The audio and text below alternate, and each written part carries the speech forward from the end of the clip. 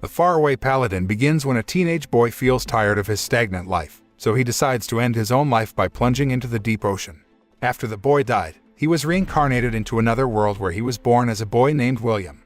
In the world of Isekai, William is cared for and raised by 3 legendary former heroes who have become ghosts, mummies, and undead creatures. The ghostly grandfather named Augustus often taught William about the history of the gods and how to use witchcraft. The undead creature named Blood often teaches William how to fight on the battlefield and how to hunt for food to survive. Meanwhile, a female mummy named Mary is in charge of caring for William and teaching him about general knowledge. When William was 8 years old, Blood trained him to use the sword and fight in one-on-one duels. William has mastered some magic and sword techniques to withstand Blood's attacks well.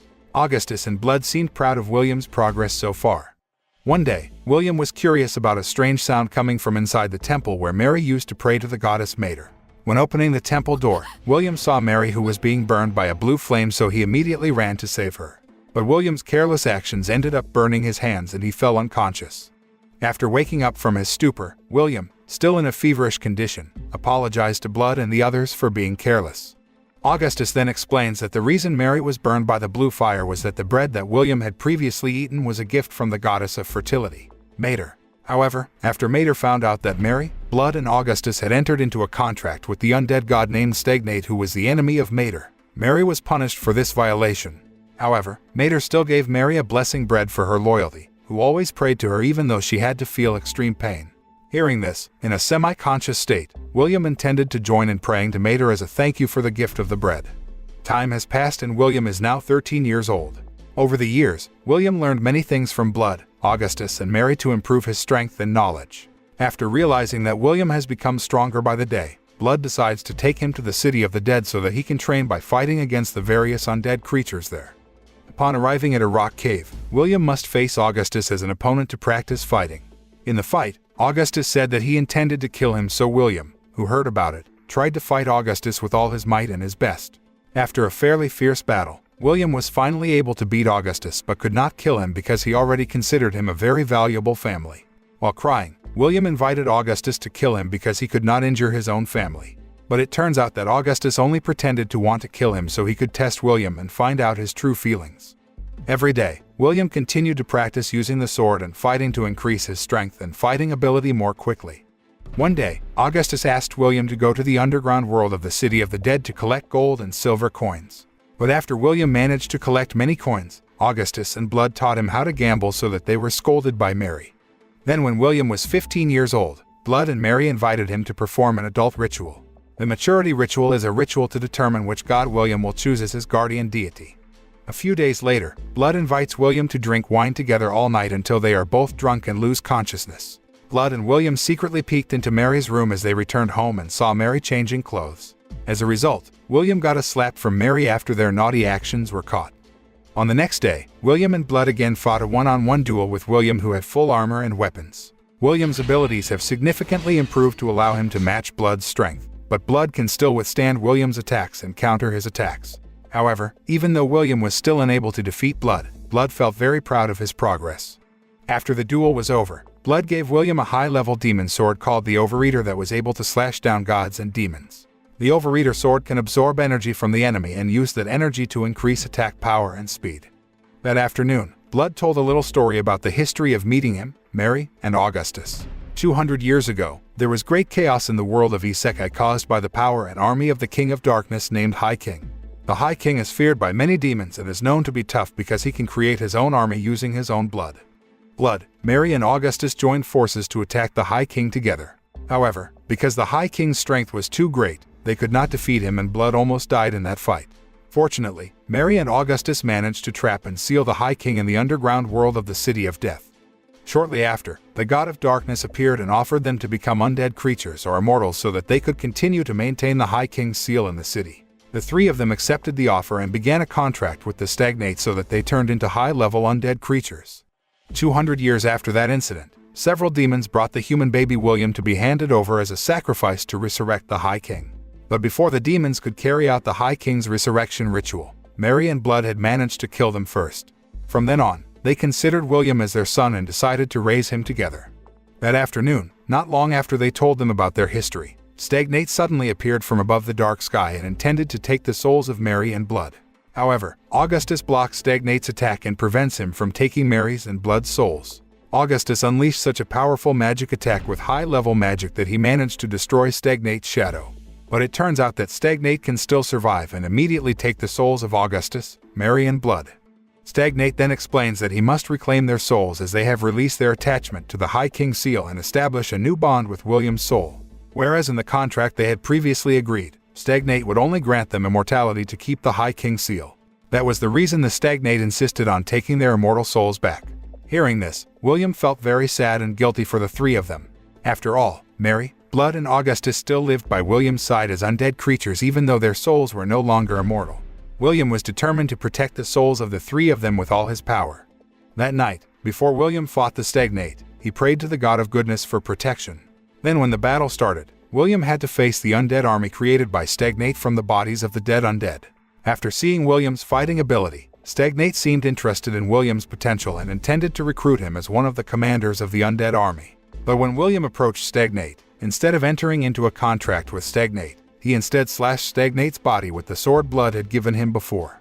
Unfortunately, William still lost the battle even though he had managed to injure Stagnate's body. While in Dreamland, William met the goddess of light named Gracefield who ruled over human life and death. Gracefield then asks William why he didn't accept Stagnate's offer to become an immortal undead creature. William replied that he wanted to live fully with Mary, Blood and Augustus even though he did not have eternal life. Hearing William's sincerity, Gracefield decided to give protection to him so that when he woke up, he immediately took an oath of allegiance to Gracefield. After William gained an overpowered power, he began to slaughter all of Stagnate's undead troops until Stagnate was cornered. In times of crisis, Stagnate runs to where Mary and the others are to steal their souls because William has the power to save them. Fortunately, the goddess Mater suddenly appeared and protected the three in return for Mary's loyalty who always prayed to her. In the end, with the help of Augustus and Blood, William manages to kill Stagnate with an Overeater sword. Unfortunately, Mary and Blood will still be killed because they have violated the agreement of Stagnate. Before Mary and Blood left, they advised William to continue his adventure and live a happy life. Meanwhile, Augustus managed to survive because he had previously made a small agreement with the goddess Gracefield to be allowed to live for another 10 years to keep the High King seal. Before William went on an adventure to the human city, Augustus named him William Gus Mariblood as a sign that they would continue living in his heart.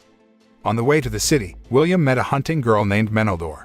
Because they caught wild boars together, William shared the game's meat equally and enjoyed it together. Before Meneldor goes to another village, he gives directions to the nearest village to William.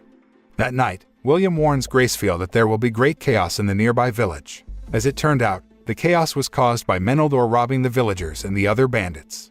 Knowing this, William immediately went to the village and fought Meneldor with other bandits so that he managed to capture them all in a very short battle. The next day, when Meneldor and the other bandits were about to be punished by the village head, they confessed that they had to do all this to get food supplies for their families. The village where Meneldor came from had been attacked by demons, so their villagers began to be hit by a catastrophe of hunger and thirst. Hearing this, William decided to help the village of Meneldor by donating money and food to the village youth. Meanwhile, Meneldor will be hired by William to help him defeat the demons because he thinks that he has a capable fighting ability. The next day, William and Melander arrived at a village that had been attacked by demons. After Melander stalked the location of the whereabouts of the demons, William immediately rushed to slaughter all the demons in the village. After that, they prayed for the villagers who had been killed by the previous demons' attacks so they would not be turned into undead creatures. From that day on, Meneldor slowly began to trust William and became his first human friend. In the middle of the forest, William and Meneldor saw two people being chased and attacked by a black gorilla. But the giant gorilla was suddenly frightened and went away after seeing the look in William's eyes, which was very strong and frightening. William then managed to save a little girl who works as a musician named Rabina Godfellow and an old man who works as a merchant named Antonio. After that, they went to a village to collect some money. Rabina started to recite one more while Antonio started to trade some fruit. While resting and gathering together, Rabina told a story about 3 legendary heroes who managed to defeat the High King. After she mentioned the names of the 3 legendary heroes, William quickly recognized that the heroes in the story were Mary, Blood, and Augustus. Rabina recounted the moment when the 3 heroes were fighting a giant dragon to save a pair of elven children. After successfully overthrowing the giant dragon, Augustus gave the 2 elf children some money so they could survive and continue their lives elsewhere. 100 years after that incident, the elf child has grown into a noble who lives in a palace in the kingdom of Birthtale. To this day, the elf child still remembers the kindness of the 3 legendary heroes and feels very grateful to them. Hearing the story, William felt very touched and happy after realizing that Augustus, Blood and Mary were still remembered by other humans. After that, William and the others continued their journey until they finally arrived at a quite prosperous city with more modern civilization. The city was filled with merchants from various lands and ruled by a very large and victorious empire. When William was enjoying delicious food in the city, suddenly a giant dragon appeared and destroyed the buildings in the city. All the townspeople were running around in fear, and there was great chaos all over the place. Seeing that, William and Menelor combined their strength and tried to attack the giant dragon together. After a very fierce and exhausting battle, William was finally able to kill the dragon by breaking its neck. The villagers were happy and thanked William for his bravery in facing the giant dragon. In addition, a member of a high-ranking royal named Ethelbald also thanked William and allowed him to ask the kingdom for several things. Hearing this, William asked several soldiers from the royal army to accompany him to a forest that became the headquarters of dangerous demons. Ethelbald agreed to the request and intended to promote William as one of the paladin knights in the kingdom. A few days before William went to the Forest of Demons, he received a lesson from the royal priest and met a male adventurer named Restov. William then invites Restov to join his team to conquer the demons in the Forbidden Forest. The next day, Ethelbald inaugurated William as a paladin knight of the kingdom, and he received full support from the kingdom to slaughter the demons. The following day, William and the others set off with a troop of royal soldiers and adequate logistical supplies. Before going to his destination, William stopped by a village and distributed some donations to them so the villagers could return to living a safe and comfortable life without starvation. Shortly after, William received a report from one of the squad leaders that the surveillance group had disappeared. After being investigated, it turned out that the surveillance group troops had died from being attacked by a deadly giant monster. At the same time, the army led by Menelor was attacked by an army of demons and a mighty giant demon lion. As a result, Melander was seriously injured and almost died from the sharp claws of the demon Sing. After seeing Meneldor's helpless body, William was furious and immediately slaughtered all the demon troops alone. After a fairly fierce battle, William finally managed to annihilate all the demons in that place and immediately returned to the kingdom while carrying Meneldor's badly injured body. Along the way, William kept crying because he felt very sad and felt guilty for what had happened to Meneldor. He thought that Meneldor would not be hurt this bad if he had not misjudged his strength. William had forgotten that he was used to facing demons and the army of the god of darkness alone, while Meneldor was still not used to fighting against an army of such strength. A few days later, William intends to continue his journey to hunt down the demons alone, but Meneldor, who had recovered, restrained William and insisted on going to fight with him. There was a fight between them, but Meneldor managed to realize William that they were friends who fought together, and he did not need to feel guilty for what happened to him yesterday. After successfully persuading William, Meneldor was determined to become stronger and more powerful so that he could help William defeat the demons. After that, William and Meneldor went with the other royal troops to hunt down the remaining demons in the forest area. William led the troops to fight the demons until they finally slaughtered them. Now William and Meneldor have to face a stronger demon king, so they unite their strength and fight against the demon king together.